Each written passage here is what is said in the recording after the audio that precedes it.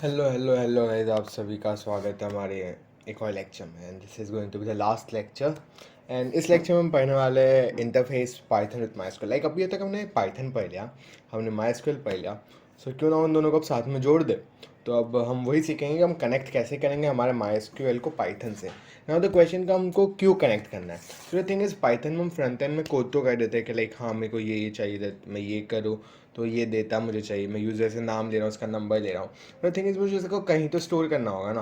Like अगर मैं code freak के तौर पर आपसे, मैं स्टूडेंट से, मैं आपसे यूज़र से डेटा तो ले रहा हूँ, आपका नेम ले रहा हूँ, फ़ोन नंबर ले रहा हूँ, I need to store it. मुझे एक पासवर्ड वो सब भी आपका जनरेट करना होगा, उसको स्टोर करना होगा। So I need some backend database. तो इसीलिए माई जो हमारे IDBMS है उसका काम आता है। तो उसके लिए हम पाइथन और माई को कनेक्ट करेंगे। सो इसके लिए हमारे पास माई कनेक्टर इंस्टॉल होना चाहिए। लाइक कुछ चीज़ें हैं जो इंस्टॉल चाहिए, ऑब्वियसली हमारा आइडियली होना चाहिए। माई कनेक्टर इंस्टॉल होना चाहिए, माई इंस्टॉल होना चाहिए। तो सबसे पहले आपको क्या करना है, ऑब्वियसली पाइथन को इंस्टॉल करना होगा। उसके बाद आपको जो पैकेज जिसकी ज़रूरत है उसको इंपोर्ट करना होगा, कनेक्शन बनाना होगा, फिर एक कर्सर इंस्टेंस होगा, फिर क्वेरी करोगे, उस क्वेरी में से आप डेटा को रिट्रीव करोगे। मतलब क्वेरीज बेसिकली रिट्रीविंग डेटा ना, तो उसको एक्सट्रैक्ट करना होगा उस डेटा को, और उसको फिर क्लीन अप करना होगा। लाइक उसको प्रिंट विंट जो करना है करो, उसको यूज़ कर लो और फिर क्लोज करना होगा। सो हमारा पहला स्टेप करते हुए हम पाइथन को ओपन करेंगे एंड यहाँ पे हम इंपोर्ट करेंगे पैकेज को, जिसके हम लिखेंगे इंपोर्ट माइस्क्यूएल डॉट कनेक्टर। अब यहाँ पे आप तब छोड़ भी सकते हो या फिर एस करके आप एल नेम दे सकते हो। तो मैं नहीं दूंगा बिकॉज मुझे ज़रूरी नहीं लगता, तो मैंने इंपोर्ट किया।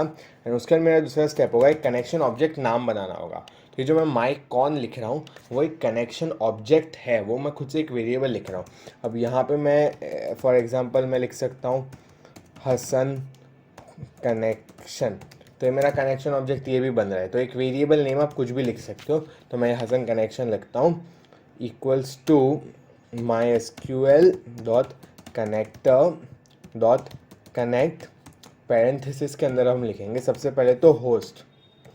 तो हमारा होस्ट कौन है, लोकल होस्ट है, लोकल होस्ट। इसके बाद हम कॉमा लगाएंगे, कॉमा लगा के बाद हम बोलेंगे यूज़र कौन है। तो यूज़र है हमारा रूथ। आपका भी नया है तो वो रूथ ही होगा। फिर पासवर्ड की बात आती है। पासवर्ड मैंने रखा है कोड फ्रीक, आपका अलग पासवर्ड हो सकता है, तो अपना पासवर्ड डालना होगा। एंड आप कोड फ्रीक इस पासवर्ड से दूसरी चीज़ एक्सेस नहीं कर सकते हो, मेरा ईमेल वो सब, बिकॉज जानता हूँ ना, ऑब्वियसली मुझे पता है मेरा पासवर्ड एक्सपोज हो रहा है, इतना तो दिमाग है मेरे में। मैंने ही तुमको साइबर सिक्योरिटी पढ़ाया हुआ 11th स्टैंडर्ड के लेक्चर्स में। तो पासवर्ड तुमने डाला एंड देन आपको कौन सा डेटाबेस यूज़ करना है। सो क्योंकि हम लोग यहाँ पे लाइक मैं माई में खोल के बता देता हूँ, शो डेटाबेसेस में, अरे लाइन फर्स्ट एग्जीक्यूट। तो आपको दिख रहा होगा कोड फ्रीक डेटाबेस बना हुआ है, तो मैं उसी डेटाबेस को यूज़ करूँगा। अगर नहीं बना हो तो ये डेटाबेस लिखना ही मत। तो मैं डेटाबेस यूज़ करूँगा कोड फ्रीक। तो ये मेरा एक कनेक्शन ऑब्जेक्ट भी बन जाएगा। अब हम सिर्फ चेक करना चाहेंगे कि कनेक्शन ऑब्जेक्ट बना है या नहीं। तो इसलिए हमारा जो कनेक्शन ऑब्जेक्ट का नाम है वो हम लिखेंगे डॉट इज़ अंडरस्कोर कनेक्टेड। अब ये इज़ अंडरस्कोर कनेक्टेड जो है ना, वो बेसिकली हमारा फंक्शन है। तो वो, एंड यहाँ पे हम लिख देंगे प्रिंट कनेक्टेड एंड ये क्लोज कर। तो अगर वो कनेक्टेड होगा ना, हमको कनेक्टेड प्रिंट मिल जाएगा। एंड हम लूप के बाहर आ जाते हैं, हमको एल्स लगाने की ज़रूरत नहीं है। तो हमने एक कनेक्शन भी बना लिया डेटाबेस से। तो अब हमको एक बनाना होगा कर्सर इंस्टेंस। तो कर्सर इंस्टेंस हम बनाएंगे, इसकी ज़रूरत ये लोग ने लिखी है क्या, अगर लिखी हो तो मैं बताऊंगा, वरना ज़रूरत मेरे को लगती नहीं है ये बताने की कि हम कर्सर क्यों बनाते हैं। तो लिखा है लोग ने, बता देते हैं। डेटाबेस कर्सर जो होता है वो एक कंट्रोल स्ट्रक्चर होता है डेटाबेस कनेक्टिविटी का। तो लाइक आप कभी भी डेटाबेस को कनेक्ट करते हो ना, तो क्वेरी सर्वर को भेज जाते हो, वो एग्जीक्यूट होती है, रिजल्ट सेट बनता है, वो कनेक्शन को भेजता है, एक बर्स्ट एक गो में हो जाती है। पर हमें चाहिए कि एक वक्त पे एक ही रो हो, तो इसलिए डेटाबेस कर्सर का होता है, जिससे क्वेरी प्रोसेसिंग एक वक्त पे एक रो पे हो सके। इसलिए हम डेटाबेस कर्सर का यूज़ करते हैं। वो हमको अलाउ करता है रिजल्ट सेट को रो बाय रो ट्रावर्स कर सके, इसलिए। तो अभी हम क्या करेंगे, कर्सर इंस्टेंस को बनाएंगे। तो वापस पाइथन में आ जाओ, हम एक कर्सर ऑब्जेक्ट लेंगे, जिसके लिए मैं कर्सर ही लिखूँगा, आप वापस कुछ भी लिख सकते हो। तो cursor equals to Hasan underscore connection, अरे यहाँ पे सी कैपिटल लिखना था ना, my fault. Hasan underscore connection and फिर dot cursor bracket open bracket close. तो अभी मेरा कर्सर के अंदर एक कर्सर ऑब्जेक्ट बन जाएगा। तो मुझे कुछ भी एग्जीक्यूट करना होगा तो मैं इस कर्सर ऑब्जेक्ट का यूज़ करूँगा, जिसका नाम मैंने कर्सर किया है, जैसे ये लोग ने भी देखो, इनका कनेक्शन ऑब्जेक्ट नेम माइकॉन था, तो माइकॉन डॉट कर्सर लिखा, तो आगे इस कर्सर शब्द का यूज़ करेंगे। तो अब आगे जाके हमको जो भी एसक्यूएल क्वेरी को एग्जीक्यूट करना हम कर सकते हैं। फॉर एग्जांपल मैं यहाँ पे लिखता हूँ cursor dot execute show tables, तो यहाँ पे मेरी लाइन एग्जीक्यूट हो जाएगी। अब इसमें कुछ डेटा होगा, तो अब हमको वो डेटा रिट्रीव भी करना होगा, तो इसलिए मैं किसी वेरिएबल में स्टोर करूँगा। तो मैं वेरिएबल का नाम डेटा लिख रहा हूँ, data equals to cursor dot. अब यहाँ पे हमारे पास 3 टाइप के फंक्शन आते हैं, फैच वन, फैच मैनी और फैच ऑल। अब फैच वन में ऑब्वियसली जैसे नाम से हो रहा है एक ही लाइन रिट्रीव होगी, फैच ऑल में सारी लाइन रिट्रीव हो जाएगी, और फैच मैनी में ब्रैकेट में आप बता सकते हो आपको कितनी लाइंस चाहिए। तो यहाँ पे तो मैं फैच ऑल कर दूंगा और मैं फिर करता हूँ प्रिंट डेटा। तो अभी मैं इसको सेव कर देता हूँ, जो मैं पहले से कर रहा हूँ, तो मैं कंट्रोल एस से सेव हो गया। इसको मैं रन करता हूँ, देखो कनेक्टेड है, और मेरे को जितनी भी टेबल्स थी ना वो बता रहा है, डिपार्टमेंट और एम्प्लॉय नाम की टेबल्स बनी थी, तो इसने मुझे बता दिया। तो मैंने डेटा के अंदर स्टोर किया, तो डेटा प्रिंट हुआ है। सो पॉइंट इज, आपका जो भी कर्सर द्वारा एग्जीक्यूट करके जो भी रिजल्ट में डेटा आता है ना, सब कुछ स्टोर हो जाता है। अब उसको वो कर्सर में स्टोर है, तो फैच वन, फैच मैनी या फैच ऑल की मदद से आप उसको ला सकते हो और किसी वेरिएबल में स्टोर कर सकते हो। तो हम उसको डेटा वेरिएबल में स्टोर करते हैं और फिर उसको प्रिंट करा देते हैं प्रिंट डेटा की मदद से। तो ये हो गया, आपने एग्जीक्यूट करा, एक्सट्रैक्ट भी करा fetch one, fetch all, fetch many से। एंड साथ में एक हमारे पास रो काउंट भी होता है। So row count like basically cursor object की प्रॉपर्टी है जो हमको बताता है कितनी रोज रिट्रीव हुई है। इसका एग्जांपल मेरे को देने की इतनी ज़रूरत नहीं, ये लोग नहीं लिखा होगा, वही यूज़ कर लेते हैं हम। आ जा नीचे आ जा, ये रहा रो काउंट। तो जैसे देखो इनिशियली ये लोग ने सिर्फ एक ही फैच वन मंगाई, तो हमारे रो काउंट में सिर्फ 1 आएगा नीचे। फिर फैच मैनी में 3 मंगाई है ना, मतलब ऊपर एक बार 1 था, फिर 1 था, फिर 3 था, तो सबसे नीचे 5 आएगा। देखो 1 2 5, तो टोटल कितनी नंबर ऑफ रोज आई है वो बताता है। एंड एंड में आपको बस आपका एनवायरनमेंट क्लीन करना होगा, इसलिए कनेक्शन ऑब्जेक्ट का नाम हम लेंगे यहाँ, जो था हमारा Hasan underscore connection dot close, bracket open bracket close. तो ऐसे आप क्लोज भी कर सकते हो कनेक्शन, जो ऑब्वियसली अब कुछ शुरू किया है तो कनेक्शन को क्लोज भी करना होगा, तो इसलिए ये वाला फंक्शन होता है। एंड यही था बेसिकली कनेक्ट करना। यहाँ पे पाई माई एसक्यूएल से भी कनेक्ट करता है, बस सिलेबस में, इसलिए हम उसको पढ़ेंगे नहीं। हम आगे आ जाएंगे हमारे पैरामीटराइज्ड क्वेरीज के कॉन्सेप्ट पे। तो लाइक बेसिकली क्या होता है, कभी कभी ना हमारा जो डेटा होता है वो हम बाहर से ले रहे होते हैं।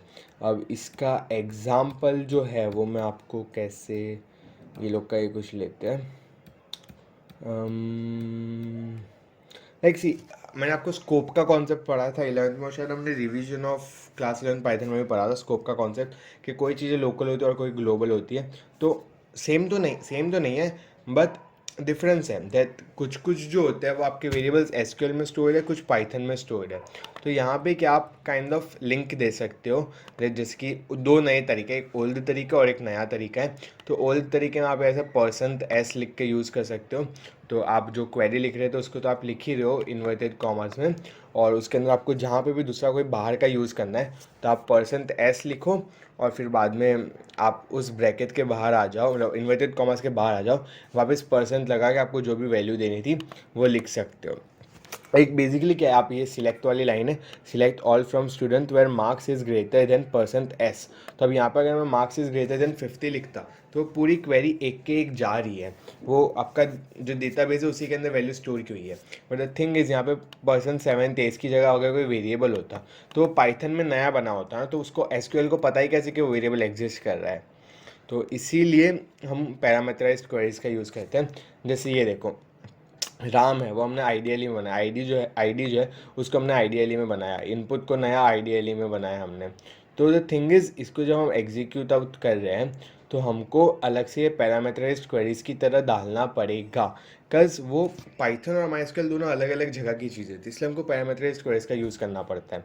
तो ओल्ड स्टाइल में आप %s की मदद से स्पेसिफाई कर सकते हो, सब नंबर वाइज ज़्यादा, यानी कि %s यहाँ पे पहले था तो राम में पहले वाला ही आएगा, 20 ही आएगा, और जो दूसरा था उसमें दूसरी वैल्यू आएगी यानी आईडी वाली। और दूसरा हमारा फिर होता है न्यू स्टाइल वाला, जिसमें हम डॉट फॉर्मेट का यूज़ करते हैं, जैसे कि ये वी हैव हेक्टेयर्स वाला एग्जांपल देख लो। तो इसमें लोग ने क्या किया, वी हैव, फिर कोई जो हमको excuse me, sorry for that. तो वी हैव, फिर हमको कुछ वैल्यू चाहिए थी, तो ये लोग ने कर्ली ब्रैकेट्स का यूज़ कर लिया। एंड चाहो तो उसके अंदर आप नंबर लिख सकते हो, जो लोग ने 0 एक नंबर स्पेसिफाई कर दिया जो लाइक बेसिकली इंडेक्स बता रहा था, तो आपने वो जो क्वेरी लिखनी थी वो तो लिख दी इन्वर्टेड कॉमास में। तो इन्वर्टेड कॉमा अगर ख़त्म हो जाए उसके बाद आप फुल स्टॉप लगाओगे, फॉर्मेट लिखोगे एंड ब्रैकेट में आपको जो भी वैल्यूज़ डालनी है वो डाल दोगे। ऑब्वियसली स्ट्रिंग है तो इन्वर्टेड कॉमास का यूज़ करना पड़ेगा। एंड ये था हमारा नया वाला। अब इसी में आप नेम्ड आर्ग्यूमेंट्स भी दे सकते हो, लाइक मॉन्स्टर है तो मॉन्स्टर आपको बाद में देना हो तो दे सकते हो, वो कॉमन सेंस है, so it's not a problem. तो ये हमने पैरामीटराइज्ड क्वेरीज भी पढ़ लिया एंड ये लोग बस फॉर्मेलिटी के लिए बता रहे कि इंसर्ट एंड अपडेट क्वेरीज को कैसे करना है। तो अब यहाँ पे क्या है कि लाइक अगर आपको कुछ भी चेंज करना है ना, तो नॉर्मल से डिफरेंस कि आपको ये वाला लगाना पड़ेगा, कनेक्शन ऑब्जेक्ट डॉट कमिट, ये आपको लिखना पड़ेगा। उसके बिना वो वर्क नहीं करेगा। इंसर्ट अपडेट वो सब जो है वो इसके बिना लाइक द थिंग इज़ आपको चेंज कर रहे हो ना, तो आपने वो चेंज के लिए उस चीज़ को एग्जीक्यूट कर लिया, उसके बाद आपको डॉट कमिट लिखना पड़ेगा। लाइक फॉर एग्जांपल ये लोग ने जो एग्जांपल लिया है इंसर्ट क्वेरी एग्जांपल में, इसमें माई कॉन डॉट कमिट अगर नहीं लिखा होता ना तो वो कभी इंसर्ट होता ही नहीं। तो माई कॉन डॉट कमिट लिखना इज़ अ नेसेसिटी आफ्टर जब भी आप इंसर्ट करो या फिर कोई भी चीज़ अपडेट करो। तो इसका भी सेम था, आप क्वेरी नेम लिखोगे इन्वर्टेड कॉमास के अंदर आप अपना पूरा लिख दोगे, आपको पैरामीटराइज्ड क्वेरीज का जो भी यूज़ करना होगा वो करोगे, बाद में उसको डॉट एग्जीक्यूट कर लोगे एंड बस लास्ट में चेंज है कि आपको माइकॉन डॉट कमिट करना होगा। बाकी तो nothing difference, it's all the same. And finally हमारा सिलेबस ख़त्म होता है। जो मैंने बोला था एटलीस्ट सिलेबस ख़त्म करूँगा वो मैंने कर दिया है। एंड तो मैं I am really proud of like this lecture is coming on 1 November, right. अभी आपको नीचे टाइम दिख रहा होगा 31 अक्टूबर है, कल 1 नवंबर है। जो मेरा फर्स्ट लेक्चर था वो अपलोडेड था 1 अगस्त को। फर्स्ट वीडियो अभी 26 जुलाई था बट लेक्चर वॉज ऑन 1 अगस्त ना, तो अभी एग्जैक्ट 3 महीने बाद एंड वी हाई लाइक हमारा लास्ट लेक्चर डाल रहा है। I am proud of this. 37 video में नहीं होंगे, आगे होंगे, उसके लिए अलग से मैं एक वीडियो लाऊंगा। तो अभी प्रोजेक्ट्स आना बाकी ऑब्वियसली। देखो मेरे थिंग इज़ मेरा, आप अगर सोचो ना कि मेरे पॉडकास्ट क्यों नहीं आया, तो प्रॉब्लम इज़ मेरे लैपटॉप की इतनी कैपेबिलिटी नहीं है। तो आई एम नॉट श्योर कि मैं वो प्रोजेक्ट भी रिकॉर्ड कर पाऊँगा या नहीं कर पाऊँगा, but I will try my best. अगर हो पाए तो डेफिनेटली मैं प्रोजेक्ट्स ला रहा हूँ। तो इफ़ यू ब्रिंग प्रोजेक्ट्स या फिर अलग अलग जो भी हमारा सिलेबस के उसके अंदर लिखे हुए अलग अलग क्वेश्चंस वो हम सॉल्व करते हैं, अगर वो मैं डेफिनेटली कर पाता हूँ तो मैं करूँगा, अपना पूरा अटेम्प्ट करूँगा, because this is my passion. मेरे को पैसा अभी तो मिल नहीं रहा है, मैं अपने शौक के लिए कर रहा हूँ एंड मैं उस पूरे शौक को कंप्लीट करके रहूँगा। तो जो भी अगला वीडियो आएगा उसमें आपको मिलता है, तब तक के लिए बाय।